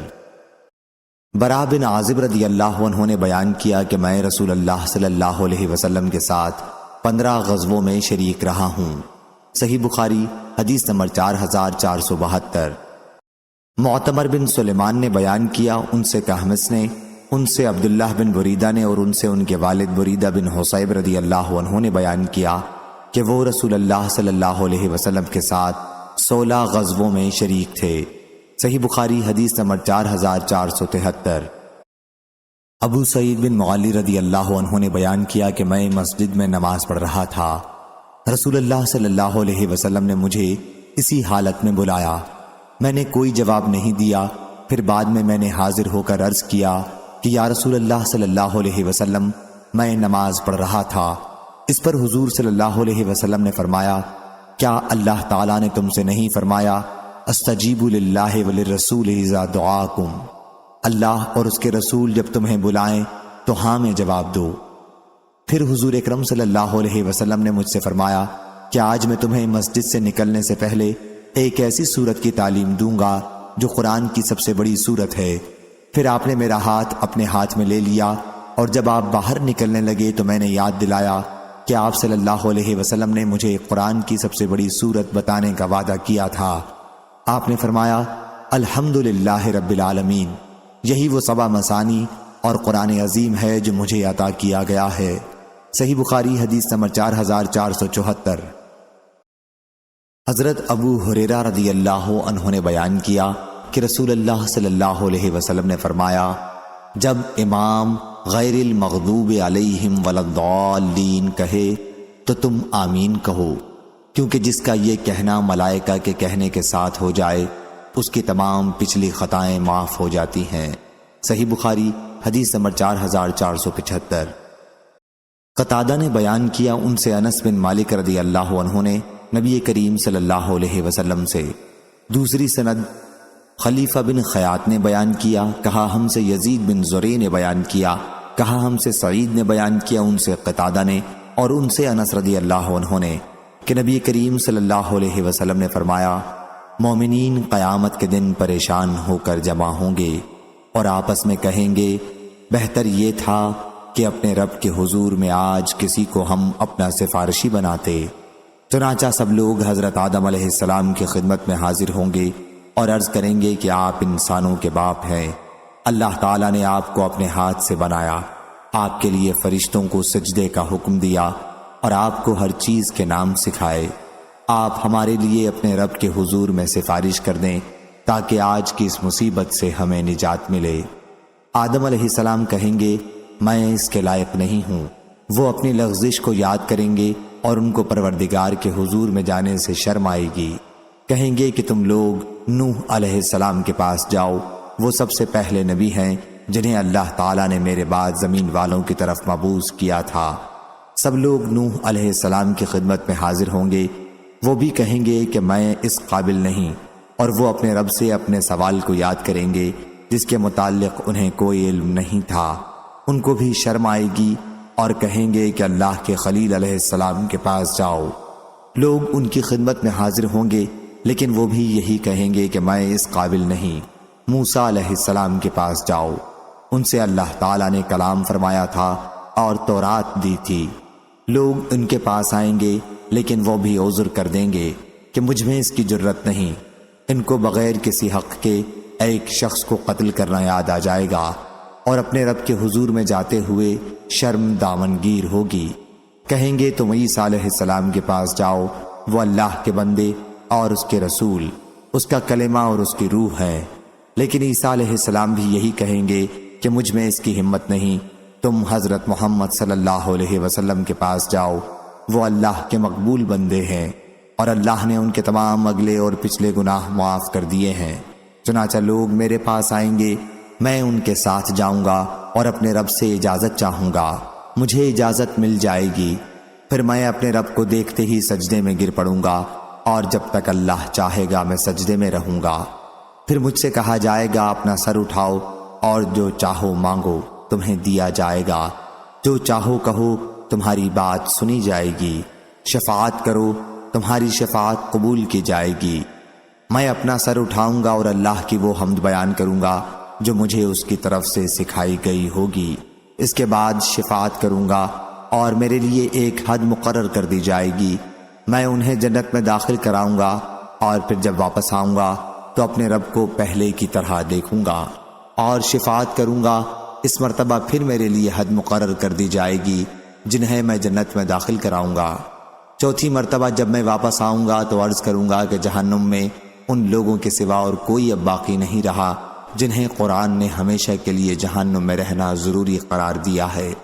ابو عبداللہ حضرت امام بخاری نے کہا کہ قرآن کی روح سے دوزخ میں قید رہنے سے مراد وہ لوگ ہیں جن کے لیے خالدین فیہا کہا گیا ہے کہ وہ ہمیشہ دوزخ میں رہیں گے۔ جن کے لیے خالدین فیہا کہا گیا ہے کہ وہ ہمیشہ دوزخ میں رہیں گے۔ صحیح بخاری حدیث نمبر 4476۔ عبداللہ بن مسعود رضی اللہ عنہ نے بیان کیا کہ میں نے نبی کریم صلی اللہ علیہ وسلم سے پوچھا، اللہ کے نزدیک کون سا گناہ سب سے بڑا ہے؟ فرمایا یہ کہ تم اللہ کے ساتھ کسی کو برابر ٹھہراؤ، حالانکہ اللہ ہی نے تم کو پیدا کیا ہے۔ میں نے عرض کیا یہ تو واقعی سب سے بڑا گناہ ہے، پھر اس کے بعد کون سا گناہ سب سے بڑا ہے؟ فرمایا یہ کہ تم اپنی اولاد کو اس خوف سے مار ڈالو کہ وہ تمہارے ساتھ کھائیں گے۔ میں نے پوچھا اور اس کے بعد؟ فرمایا یہ کہ تم اپنے پڑوسی کی عورت سے زنا کرو۔ صحیح بخاری حدیث نمبر 4477۔ سعید بن زید رضی اللہ عنہ نے بیان کیا کہ نبی کریم صلی اللہ علیہ وسلم نے فرمایا، کمات یعنی کھمبی بھی من کی قسم ہے اور اس کا پانی آنکھ کی دوا ہے۔ صحیح بخاری حدیث نمبر 4478۔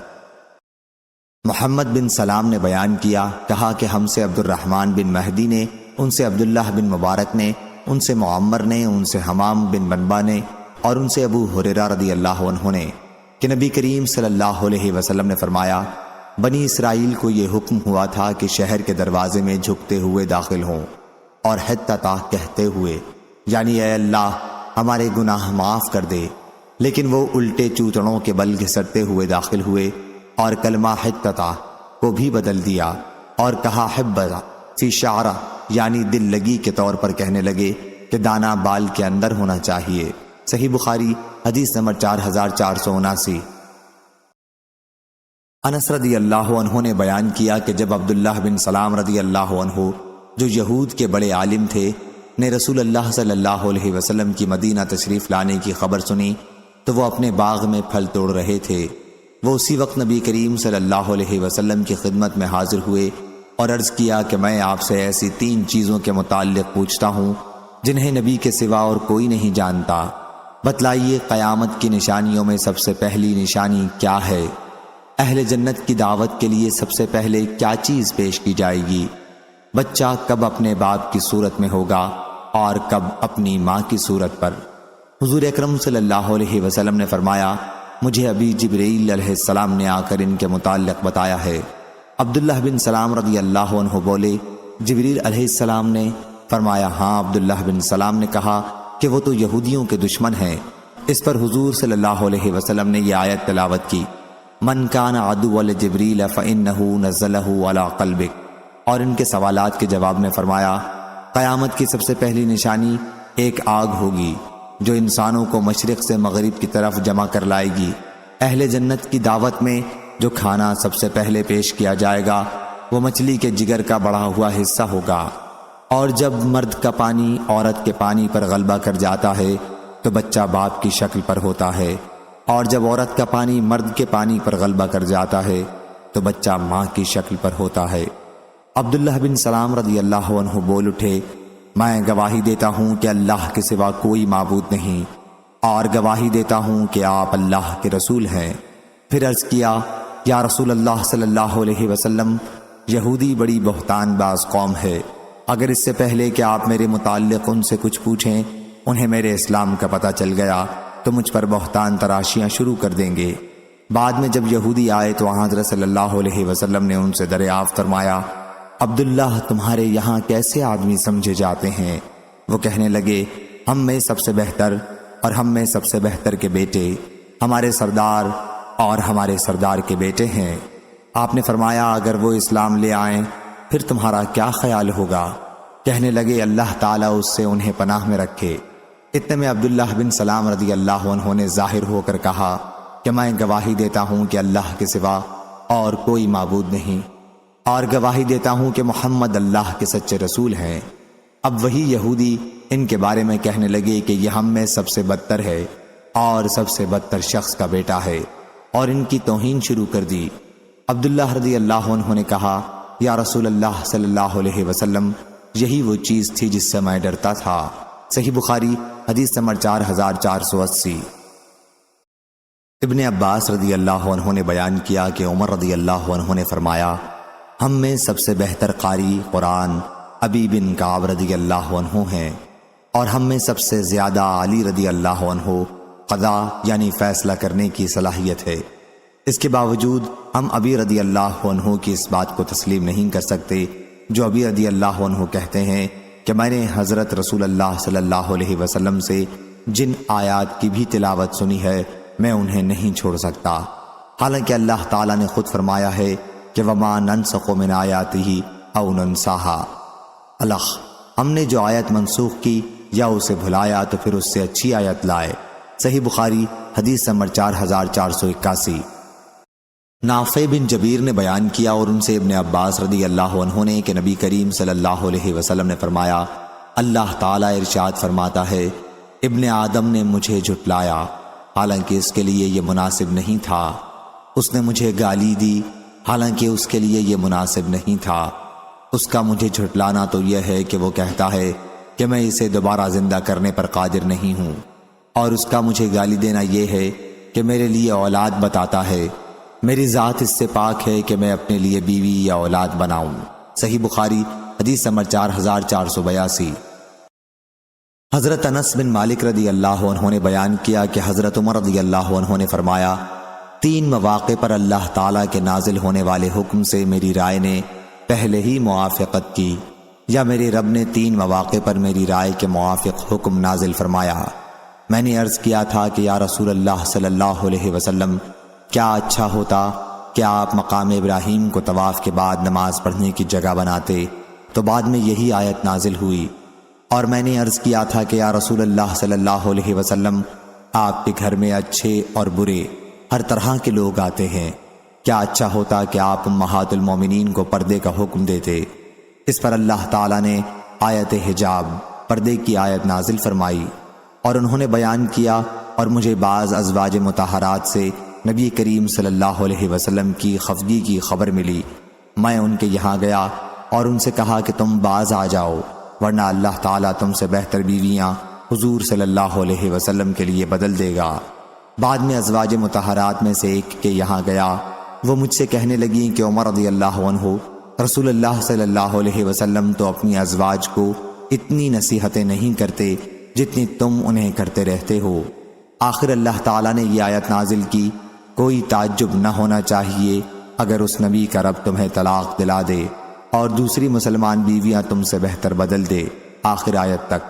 اور ابن مریم نے بیان کیا، انہیں یحییٰ بن ایوب نے خبر دی، ان سے حمید نے بیان کیا اور انہوں نے انس رضی اللہ عنہ سے سنا، انہوں نے عمر رضی اللہ عنہ سے نقل کیا۔ صحیح بخاری حدیث نمبر 4483۔ امام مالک نے بیان کیا، ان سے ابن شہاب نے، ان سے سالم بن عبداللہ نے، اور ان سے نبی کریم صلی اللہ علیہ وسلم کے زوجہ مطہرہ حضرت عائشہ رضی اللہ عنہا نے کہ حضور اکرم صلی اللہ علیہ وسلم نے فرمایا، دیکھتی نہیں ہو کہ جب تمہاری قوم قریش سے کعبے کی تعمیر کی تو ابراہیم علیہ السلام کی بنیادوں سے اسے کم کر دیا۔ میں نے عرض کیا یا رسول اللہ صلی اللہ علیہ وسلم، پھر آپ ابراہیم علیہ السلام کی بنیادوں کے مطابق پھر سے کعبے کی تعمیر کیوں نہیں کروا دیتے؟ آپ نے فرمایا، اگر تمہاری قوم ابھی نئی کفر سے نکلی نہ ہوتی تو میں ایسا ہی کرتا۔ عبداللہ بن عمر رضی اللہ عنہ نے کہا، جب عائشہ رضی اللہ عنہا نے کہا کہ میں نے یہ حدیث رسول اللہ صلی اللہ علیہ وسلم سے سنی ہے تو میں سمجھتا ہوں کہ حضور صلی اللہ علیہ وسلم نے ان 2 رکنوں کا جو حتیم کے قریب ہیں طواف کے وقت چھونا اس لیے چھوڑا تھا کہ بیت اللہ کی تعمیر ابراہیم علیہ السلام کی بنیاد کے مطابق مکمل نہیں تھی۔ صحیح بخاری حدیث نمبر 4484۔ حضرت ابو ہریرہ رضی اللہ عنہ نے بیان کیا کہ اہل کتاب یہودی تورات کو خود عبرانی زبان میں پڑھتے ہیں لیکن مسلمانوں کے لیے اس کی تفسیر عربی میں کرتے ہیں۔ اس پر آن حضرت صلی اللہ علیہ وسلم نے فرمایا، تم اہل کتاب کی نہ تصدیق کرو اور نہ تم تکذیب کرو، بلکہ یہ کہا کرو آمنا باللہ وما انزل علینا، یعنی ہم ایمان لائے اللہ پر اور اس چیز پر جو ہماری طرف نازل کی گئی ہے۔ صحیح بخاری حدیث نمبر 4485۔ ابو نعیم نے بیان کیا، کہا میں نے زہیر سے سنا، انہوں نے ابو اسحاق سے اور انہوں نے برا بن عازب رضی اللہ عنہ سے کہ رسول اللہ صلی اللہ علیہ وسلم نے بیت المقدس کی طرف رخ کر کے 16 یا 17 مہینے تک نماز پڑھی، لیکن آپ چاہتے تھے کہ آپ کا قبلہ بیت اللہ کعبہ ہو جائے آخر ایک دن اللہ کے حکم سے آپ نے عصر کی نماز بیت اللہ کی طرف رخ کر کے پڑھی، اور آپ کے ساتھ بہت سے صحابہ رضی اللہ عنہم نے بھی پڑھی۔ جن صحابہ رضی اللہ عنہم نے یہ نماز آپ کے ساتھ پڑھی تھی، ان میں ایک صحابی مدینہ کی ایک مسجد کے قریب سے گزرے۔ اس مسجد میں لوگ رکوع میں تھے۔ انہوں نے اس پر کہا کہ میں اللہ کا نام لے کر گواہی دیتا ہوں کہ میں نے رسول اللہ صلی اللہ علیہ وسلم کے ساتھ مکے کی طرف منہ کر کے نماز پڑھی ہے۔ تمام نمازی اسی حالت میں بیت اللہ کی طرف پھر گئے۔ اس کے بعد لوگوں نے کہا کہ جو لوگ کعبے کے قبلہ ہونے سے پہلے انتقال کر گئے، ان کے متعلق ہم کیا کہیں؟ ان کی نمازیں قبول ہوئیں یا نہیں؟ اس پر یہ آیت نازل ہوئی، اللہ ایسا نہیں تمہاری عبادات کو ضائع کرے، بے شک اللہ اپنے بندوں پر بہت بڑا مہربان اور بڑا رحیم ہے۔ صحیح بخاری حدیث نمبر 4486۔ ابو صالح نے بیان کیا اور ان سے ابو سعید خدری رضی اللہ عنہ نے بیان کیا کہ رسول اللہ صلی اللہ علیہ وسلم نے فرمایا، قیامت کے دن نوح علیہ السلام کو بلایا جائے گا۔ وہ عرض کریں گے، لبیک و سعدیک یا ربی۔ اللہ رب العزت فرمائے گا، کیا تم نے میرا پیغام پہنچا دیا تھا؟ نوح علیہ السلام عرض کریں گے کہ میں نے پہنچا دیا تھا۔ پھر ان کی امت سے پوچھا جائے گا، کیا انہوں نے میرا پیغام پہنچایا تھا؟ وہ لوگ کہیں گے کہ ہمارے یہاں کوئی ڈرانے والا نہیں آیا۔ اللہ تعالیٰ فرمائے گا نوح علیہ السلام سے، کیا آپ کے حق میں کوئی گواہی بھی دے سکتا ہے؟ وہ کہیں گے کہ محمد صلی اللہ علیہ وسلم اور ان کی امت میری گواہ ہے۔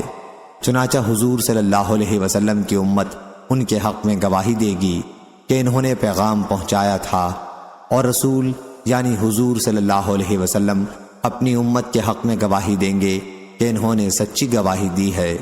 یہی مراد ہے اللہ کے اس ارشاد سے کہ اور اسی طرح ہم نے تم کو امت وسط بنایا تاکہ تم لوگوں کے لیے گواہی دو اور رسول تمہارے لیے گواہی دیں۔ آیت میں لفظ وسط کے معنی عادل، منصف، بہتر کے ہیں۔ صحیح بخاری حدیث نمبر 4487۔ یحییٰ نے بیان کیا، ان سے سفیان نے، ان سے عبداللہ بن دینار نے اور ان سے ابن عمر رضی اللہ عنہ نے کہ لوگ مسجد قباء میں صبح کی نماز پڑھ رہے تھے کہ ایک صاحب آئے اور انہوں نے کہا کہ اللہ تعالیٰ نے نبی کریم صلی اللہ علیہ وسلم پر قرآن نازل کیا ہے، کیا آپ نماز میں کعبے کی طرف منہ کریں، لہٰذا آپ لوگ بھی کعبے کی طرف رخ کر لیں۔ سب نمازی اسی وقت کعبے کی طرف پھر گئے۔ صحیح بخاری حدیث نمبر 4488۔ انس رضی اللہ عنہ نے بیان کیا کہ میرے سوا ان صحابہ رضی اللہ عنہم میں سے جنہوں نے دونوں قبلوں کی طرف نماز پڑھی تھی اور کوئی اب زندہ نہیں رہا۔ صحیح بخاری حدیث نمبر 4489۔ حضرت ابن عمر رضی اللہ عنہ نے بیان کیا کہ لوگ مسجد قباء میں صبح کی نماز پڑھ رہے تھے کہ ایک صاحب وہاں آئے اور کہا کہ رات رسول اللہ صلی اللہ علیہ وسلم پر قرآن نازل ہوا ہے کہ نماز میں کعبے کی طرف منہ کریں، بس آپ لوگ بھی اب کعبے کی طرف رخ کر لیں۔ راوی نے بیان کیا کہ لوگوں کا منہ اس وقت شام بیت المقدس کی طرف تھا، اسی وقت لوگ کعبے کی طرف پھر گئے۔ صحیح بخاری حدیث نمبر 4490۔ ابن عمر رضی اللہ عنہ نے بیان کیا کہ لوگ مسجد قباء میں صبح کی نماز پڑھ رہے تھے کہ ایک صاحب مدینہ سے آئے اور کہا کہ رات رسول اللہ صلی اللہ علیہ وسلم پر قرآن نازل ہوا ہے اور آپ کو حکم ہوا ہے کہ کعبے کی طرف منہ کر لیں، اس لیے آپ لوگ بھی کعبے کی طرف پھر جائیں۔ اس وقت ان کا منہ شام کی طرف تھا، چنانچہ سب نمازی کعبے کی طرف پھر گئے۔ صحیح بخاری حدیث نمبر 4491۔ ابو اسحاق نے بیان کیا، کہا کہ میں نے براء بن عازب رضی اللہ عنہ سے سنا، انہوں نے بیان کیا کہ ہم نے نبی کریم صلی اللہ علیہ وسلم کے ساتھ 16 یا 17 مہینے تک بیت المقدس کی طرف منہ کر کے نماز پڑھی، پھر اللہ نے ہمیں کعبے کی طرف منہ کرنے کا حکم دیا۔ صحیح بخاری حدیث نمبر 4492۔ عبداللہ بن دینار نے بیان کیا کہ میں نے ابن عمر رضی اللہ عنہ سے سنا، انہوں نے بیان کیا کہ لوگ قباء میں صبح کی نماز پڑھ رہے تھے کہ ایک صاحب آئے اور کہا کہ رات قرآن نازل ہوا ہے اور کعبے کی طرف منہ کر لینے کا حکم ہوا ہے، اس لیے آپ لوگ بھی کعبے کی طرف منہ کر لیں اور جس حالت میں ہیں اسی طرح اس کی طرف متوجہ ہو جائیں۔ یہ سنتے ہی تمام صحابہ رضی اللہ عنہم کعبے کی طرف متوجہ ہو گئے۔ اس وقت لوگوں کا منہ شام کی طرف تھا۔ صحیح بخاری حدیث نمبر 4493۔ ابن عمر رضی اللہ عنہ نے بیان کیا کہ ابھی لوگ مسجد قباء میں صبح کی نماز پڑھ ہی رہے تھے کہ ایک آنے والے صحابہ آئے اور کہا کہ رات کو رسول اللہ صلی اللہ علیہ وسلم پر قرآن نازل ہوا ہے اور آپ کو کعبے کی طرف منہ کرنے کا حکم ہوا ہے، اس لیے آپ لوگ بھی اسی طرف منہ کر لیں۔ وہ لوگ شام کی طرف منہ کر کے نماز پڑھ رہے تھے لیکن اسی وقت کعبے کی طرف پھر گئے۔ صحیح بخاری حدیث نمبر 4494۔ امام مالک نے خبر دی، انہیں ہشام بن عروہ نے ان سے ان کے والد نے بیان کیا کہ میں نے نبی کریم صلی اللہ علیہ وسلم کے زوجہ مطہرہ حضرت عائشہ رضی اللہ عنہا سے پوچھا، ان دنوں میں نوعمر تھا کہ اللہ تبارک و تعالیٰ کے اس ارشاد کے بارے میں آپ کا کیا خیال ہے؟ صفا اور مروہ بے شک اللہ کی یادگار چیزوں میں سے ہیں، پس جو کوئی بیت اللہ کا حج کرے یا عمرہ کرے تو اس پر کوئی گناہ نہیں کہ ان دونوں کے درمیان نامد و رفت یعنی سعی کرے۔ میرا خیال ہے کہ اگر کوئی ان کی سعی نہ کرے تو اس پر بھی کوئی گناہ نہیں ہونا چاہیے۔ حضرت عائشہ رضی اللہ عنہا نے کہا کہ ہرگز نہیں، جیسا کہ تمہارا خیال ہے، اگر مسئلہ یہی ہوتا تو پھر واقعی ان کے سعی نہ کرنے میں کوئی گناہ نہ تھا، لیکن یہ آیت انصار کے بارے میں نازل ہوئی تھی۔ اسلام سے پہلے انصار منات بت کے نام سے احرام باندھتے تھے، یہ بت مقام قدید میں رکھا ہوا تھا اور انصار صفا اور مروہ کی سعی کو اچھا نہیں سمجھتے تھے۔ جب اسلام آیا تو انہوں نے سعی کے متعلق آپ صلی اللہ علیہ وسلم سے پوچھا، اس پر اللہ تعالیٰ نے یہ آیت نازل کی، صفا اور مروہ بے شک اللہ کی یادگار چیزوں میں سے ہیں، سو جو کوئی بیت اللہ کا حج کرے یا عمرہ کرے تو اس پر کوئی بھی گناہ نہیں کہ ان دونوں کے درمیان سعی کرے۔ صحیح بخاری حدیث نمبر 4495۔ عاصم بن سلیمان نے بیان کیا اور انہوں نے انس بن مالک رضی اللہ عنہ سے صفا اور مروہ کے متعلق پوچھا، انہوں نے بتایا کہ اسے ہم جاہلیت کے کاموں میں سے سمجھتے تھے، جب اسلام آیا تو ہم ان کی سعی سے رک گئے۔ اس پر اللہ تعالیٰ نے یہ آیت نازل کی، ان الصفا والمروہ، ارشاد ان یطوف بہما تک، یعنی بے شک صفا اور مروہ اللہ کی نشانیوں میں سے ہیں، پس ان کی سعی کرنے میں حج اور عمرے کے دوران کوئی گناہ نہیں ہے۔ صحیح بخاری حدیث نمبر 4496۔ عبدان نے بیان کیا، ان سے ابو حمزہ نے، ان سے عامش نے، ان سے شقیق نے اور ان سے عبداللہ رضی اللہ عنہ نے کہ نبی کریم صلی اللہ علیہ وسلم نے ایک کلمہ ارشاد فرمایا اور میں نے ایک اور بات کہی۔ حضور صلی اللہ علیہ وسلم نے فرمایا کہ جو شخص اس حالت میں مر جائے کہ وہ اللہ کے سوا اوروں کو بھی اس کا شریک ٹھہراتا رہا ہو تو وہ جہنم میں جاتا ہے، اور میں نے یوں کہا کہ جو شخص اس حالت میں مرے کہ اللہ کا کسی کو شریک نہ ٹھہراتا رہا تو وہ جنت میں جاتا ہے۔ صحیح بخاری حدیث نمبر 4497۔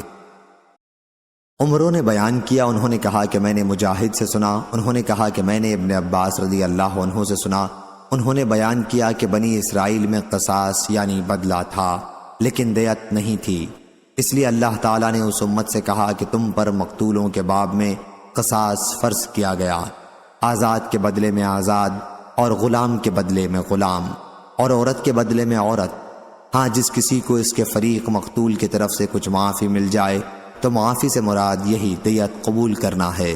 صحیح بخاری حدیث نمبر 4498۔ حضرت انس بن مالک رضی اللہ عنہ نے بیان کیا کہ نبی کریم صلی اللہ علیہ وسلم نے فرمایا، کتاب اللہ کا حکم قصاص کا ہے۔ صحیح بخاری حدیث نمبر 4499۔ حمید نے بیان کیا اور ان سے حضرت انس رضی اللہ عنہ نے کہ میری پھپھی ربی نے ایک لڑکی کے دانت توڑ دیے، پھر اس لڑکی سے لوگوں نے معافی کی درخواست کی لیکن اس لڑکی کے قبیلے والے معافی دینے کو تیار نہیں ہوئے اور رسول کریم صلی اللہ علیہ وسلم کی خدمت میں حاضر ہوئے اور قصاص کے سوا اور کسی چیز پر راضی نہیں تھے، چنانچہ آپ نے قصاص کا حکم دے دیا۔ اس پر انس بن نضر رضی اللہ عنہ نے عرض کیا، یا رسول اللہ صلی اللہ علیہ وسلم، کیا ربی رضی اللہ عنہ کے دانت توڑ دیے جائیں گے؟ نہیں، اس ذات کی قسم جس نے آپ کو حق کے ساتھ مبعوث کیا ہے، ان کے دانت نہ توڑے جائیں گے۔ اس پر حضور صلی اللہ علیہ وسلم نے فرمایا، انس، کتاب اللہ کا حکم قصاص کا ہی ہے۔ پھر لڑکی والے راضی ہو گئے اور انہوں نے معاف کر دیا۔ اس پر حضور صلی اللہ علیہ وسلم نے فرمایا، کچھ اللہ کے بندے ایسے ہیں کہ اگر وہ اللہ کا نام لے کر قسم کھا لیں تو اللہ ان کی قسم پوری کر ہی دیتا ہے۔ صحیح بخاری حدیث نمبر 4500۔